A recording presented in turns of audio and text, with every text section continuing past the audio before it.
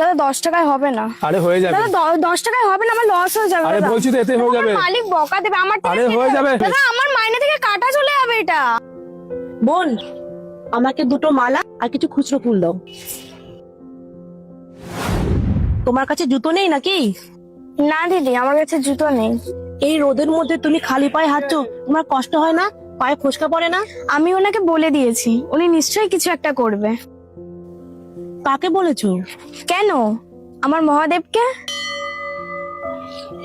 আরে বোন, সবকিছু মহাদেবের উপর ছাড়লে হবে না, কিছু কিছু জিনিস নিজেকেও করতে হয়। এইভাবে যদি তুমি এই গরমের মধ্যে খালি পায়ে হাঁটো, তাহলে তোমার পায়ে ফোসকা পড়ে যাবে। না না দিদি, আমার কোনো সমস্যা হয় না।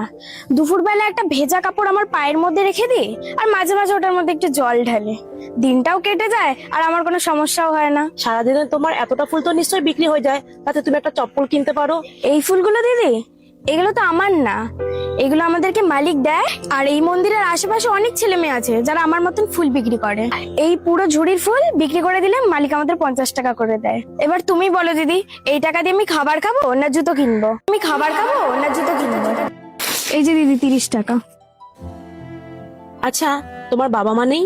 বাবা তো ছোটবেলাতেই ভগবানের কাছে চলে গেছে। মা আছে কিন্তু অসুস্থ, এই জন্যই আমি এই কাজটা করছি। এতে মা আর আমার কোনো রকমে চলে যায়। দাদা ফুল নিন না। দাদা ঠাকুর আপনার মনস্কামনা নিশ্চয় পূরণ করবে। দাদা দাদা ফুল নিন না। এ নাও বোন। কি দিদি? এই নাও, তোমার জন্য আমি নতুন জুতো নিয়ে এসেছি। না না দিদি, এই জুতো আমার লাগবে না, আমার কাছে তো টাকা নেই। আমি তো তোমার কাছে টাকা চাইনি, আমি চাই এই জুতোটা তুমি পায়ে পরো। কিন্তু দিদি। কোনো কিন্তু না, এই নাও,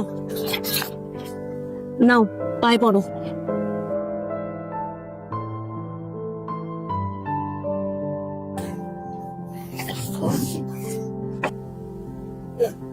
দিদি তুমি ভগবান তাই না?